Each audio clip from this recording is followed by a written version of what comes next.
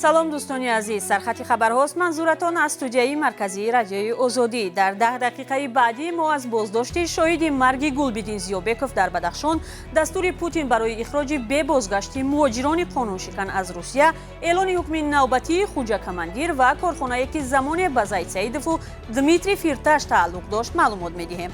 хабарҳои дигарро ҳам дорем. як таҳқиқоти геологӣ дар Тоҷикистон 51 мавзеи хатарнок барои зиндагиро ошкор кардааст. ин пажӯиш дар 886 ноҳияву деҳа ва маҳаллаҳои кишвар гузаронида шудааст. масъулини саридораи геологияи Тоҷикистон мегӯянд, маконҳои хатарнок бештар аз ҳама дар ноҳияи мастҷоҳи кӯҳӣ ошкор шудаанд. мутахассисон ҳушдор доданд, ки аз 18 мавзеи ин ноҳия бояд 94 оила кӯчонида шавад. соли гузашта ба ҳамин далел 375 оила дар вилояти Хатлону Суғд ва Бадахшон аз маҳалҳои зисти худ кӯч дода шуданд. дар маҷмӯъ дар Тоҷикистон беш аз 1000 мавзеӣ дар баробари офатҳои табиӣ хатарзод сабт шудаанд. Тоҷикистон яке аз кишварҳои осебпазир дар баробари фалокатҳои табиӣ ба мисли тармаву лағжиши хок ва селобхезӣ аст ва кишвар солона аз фалокатҳо миллионҳо доллар хисорот мебинад. Диловар Хурамов, сокини 40-солаи ноҳияи Роштқалъа, ки қаблан иддао дошт шоҳиди амалиёти зидди Гулбидин Зиёбеков буд, дастгир шудааст. дар раёсати корҳои дохилии вилояти Мухтори Кӯҳистони Бадахшон боздошти Хурамовро тасдиқ карданд. як манбаи озодӣ рӯзи 17 феврал гуфт, ӯ сардори шӯъбаи корҳои дохилии Роштқалъаро таҳқир ва таҳдид кардааст. Диловар Хурамов рӯзи 29 ноябри соли гузашта гуфта буд, ки шоҳиди амалиёти зидди Гулбидин Зиёбеков, сокини ноҳияи Роштқалъа буд. Гулбидин Зиёбеков рӯзи 25 ноябри соли гузашта ҳангоми амалиёти маъмурини интизомӣ ҳалок шуд.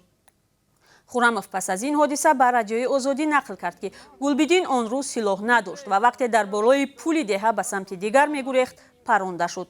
наздикони Диловар боздошти ӯро тасдиқ карданд. дастгир шудани ин сокини деҳаи Тавдем дар ҳолест, ки вазъ дар Хорух норӯшан боқӣ мондааст. додгоҳи олии Тоҷикистон Хуҷа Каримов, маъруф бо номи Хуҷакамандир, фармондеи пешини фронти халқиро дар доираи парвандаҳои наваш ба 21 соли зиндон маҳкум кард. қаблан ӯ ба 14 соли зиндон маҳкум шуда буд. Хуҷа Каримов фармондеҳ ё ҷангсолори фронти халқӣ буд. мақомот ӯро ба одамкушӣ ва гаравгонгирӣ дар давраҳои ҷанги шаҳрвандӣ айбдор медонанд. Хуҷа Каримовро дар оғози моҳи феврали соли 2020 аз Дубай ба Душанбе оварданд. вай ҳудуди 20 сол пеш аз кишвар фирор карда буд. ҳамкорони мо хабари эълони ҳукми Хуҷа Каримовро пайгирӣ доранд ва тафсилоти он дар барномаи ахбори озодӣ пешниҳоди шумо мешавад.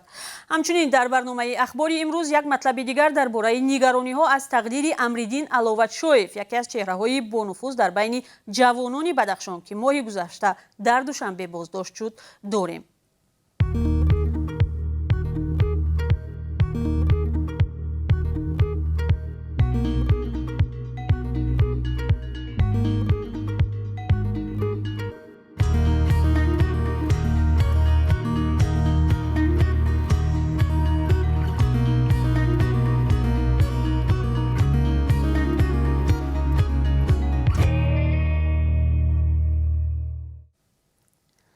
Владимир Путин, президенти Русия, хоҳони ихроҷи муҳоҷирон барои ҳама гуна қоидашиканӣ ва ифротгароӣ шуд.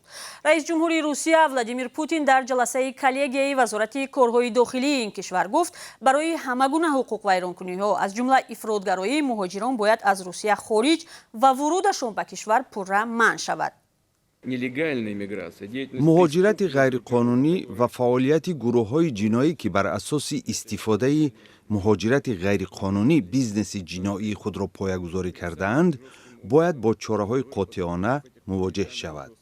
ҳар гуна зуҳуроти ифротгароӣ, вайрон намудани тартибот ва фаъолияти меҳнатии ғайриқонунӣ метавонад ҳамчун замина барои қабули сареъ ва ихроҷи ин гуна афрод аз қаламрави Русия хидмат кунад. ҳамчунон онҳо аз ҳаққи зиёрати кишварамон дар оянда маҳрум мешаванд.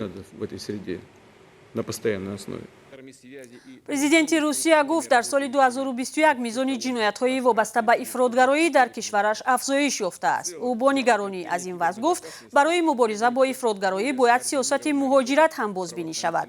ӯ гуфт дар ин замина бояд пешниҳоди шаҳрвандии русия ба муҳоҷирон, додани ҳаққи иқомат ва кори доимӣ ва ҳамчунин ширкати муҳоҷирон дар барномаи кӯчбандӣ ё переселения бознигарӣ шавад. Владимир Путин рӯзи 11 феврал дастуре барои таъсиси комиссияи байни идоравии шӯрои амният оид ба бозбинии сиёсати муҳоҷиратро имзо кард. Дмитрий Медведев раҳбари ин комиссия таъин шуд. ҳадафи он таҳлили вазъи муҳоҷират ва муайян кардани омили таҳдидҳои дохилӣ ва хориҷӣ ба амнияти миллӣ гуфта шудааст. Каримҷон Ёров, ҳомии ҳуқуқи муҳоҷирони тоҷик ки феълан дар Аврупо ба сар мебарад, мегӯяд мақомдорони русия аз уҳдаи мушкилиҳои иқтисодиву иҷтимоӣ намебароянд ва мисли солҳои 2008 муҳоҷиронро ҳамчун сарчашмаи нокомиву шикастҳо нишон додан мехоҳанд. баъзе вазифадоро мақомдорон ҳастанд ки мехоҳанд ки дар назди халқи худро ширин кунанд ва бо ҳар восита муҳоҷиронро зери фишор гирифта истоданд. он ҷангҳо, он гапу калочҳое ки вақтҳои ахир нишон медиҳанд, инҳо тамоми умр буданд ва пеш ба ин касе аҳамият намедод. вале ҳозир душман кофта истоданд, мехоҳанд ки аз муҳоҷирон яъне ки экстремист ё террорист тайёр кунанд ва пеш аз ҳама бояд ҳукуматҳое ки шаҳрвандонашон дар ин ҷо ҳастанд пеши роҳи инро гиранд, набошад он қадар оқибати хубе надорад. гуфта мешавад бо тағйир ёфтани тартиби қабули муҳоҷирон дар ин кишвар кору зиндагии бе ин ҳам начандон осони муҳоҷирони тоҷик боз ҳам мушкилтар хоҳад шуд. додгоҳе дар тоҷикистон як шаҳрванди русияро ба 28 соли зиндон маҳкум кард. Сергей Прасуряков, ки ба таҷовуз ва куштори як кӯдаки 6-сола гунаҳгор дониста шудааст, дар маҳбаси дорои низомаш сахт адои ҷазо хоҳад кард. Додситони кӯли Тоҷикистон рӯзи 17 феврал бо нашри як баёния дар сомонаи расмияш дар ин бора хабар додааст.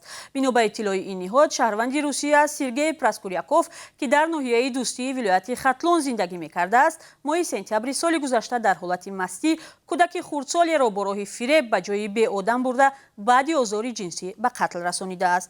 ҳодисаро додситонии ноҳияи дӯстии вилояти Хатлон таҳқиқ ва нисбати Праскуряков барои одамкушӣ бо бераҳмии хос ва таҷовузи ноболиғ парванда боз кардааст.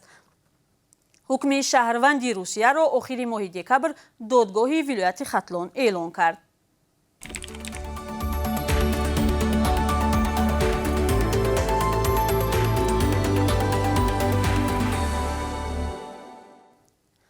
корхонаи замони маъруфи азотро дар вилояти Хатлон ба ихтиёри ширкате доданд ки соҳибаш маълум нест. бино ба қароре ки раиси ҷумҳури Тоҷикистон ҳафтаи гузашта имзо кард ва нусхаи он нав ба дасти озодӣ расид, ин корхонаро ба ширкати Осиё Кемикал доданд. дар қароре дар бораи молики ширкат чизе гуфта нашудааст, аммо ба Осиё Кемикал дар давоми 5 соли оянда имтиёзҳои зиёде аз ҷумла дар мавриди андоз доданд. корхонаи азот дар гузашта ба миллиардери украинӣ Дмитрий Фирташ ва ба яке аз наздикони соҳибкори зиндонӣ Заид Саидов тааллуқ дошт. баъдан онро ба ихтиёри чиниҳо дода буданд. Радиои Озодӣ дар ин маврид таҳқиқоте анҷом дод ва хулосаи онро шумо метавонед дар сомонаи озодӣ.орг бихонед. аз оғози муносибатҳои Тоҷикистону Амрико 30 сол гузашт. дар ин муддат Амрико ба Душанбе беш аз 1.8 миллиард доллар кӯмак кардааст. ду кишваре ки на танҳо аз рӯи масофа, балки баҳогузорӣ ба шароити зисту ҳуқуқи одамон аз якдигар дур ҷойгир шудаанд, додугирифти зиёд доранд. иёлоти муттаҳида аз маҳдудиятҳои озодии баёну виҷдон ва саркӯби дигарандешон дар Тоҷикистон пайваста танқид мекунад, чизе ки ҷониби Тоҷикистон бо он розӣ нест. токунун вазирони корҳои хориҷии Амрико Ҷеймс Бейкер, Кандализа Райс, Ҳиллари Клинтон ва Ҷон Керри ба Тоҷикистон омаданд. сафари раҳбарони Амрико ба Душанбе ҳеҷ вақт амалӣ нашудааст. дар сомонаи Озодӣ матлаби ҷолибе дар бораи ҳамкории дуҷонибаи Тоҷикистону Амрико нашр шудааст. дар он 30 соли ҳамкориҳои ду кишвар дар аксҳо тасвир ёфтаанд. шумо метавонед ин матлабро бо нишонии озодӣ.орг пайдову тамошо кунед. دوستان عزیز، حالا درباره قربی اسعار خارجی در تاجیکستان معلومات می‌دهم. بانک ملی برای امروز 18 فوریه 1000 روبل را 148 سومانی و 60 درم اعلام کرده است. $1 11 سومانی و 30 درم و 1 یورو 12 سومانی و 84 درم مقرر شده است. بینندگان عزیز، ما قربی رسمی اسعار خارجی را اعلان می‌کنیم و آن می‌تواند در نقطه‌های صرافی کم و بیش فرق کند. تشکر که خبرهای روز را از رادیوی آزادی تماشا می‌کنید. برنامه‌های دیگری ما را هم همراهی کنید. روزی خوش داشته باشید.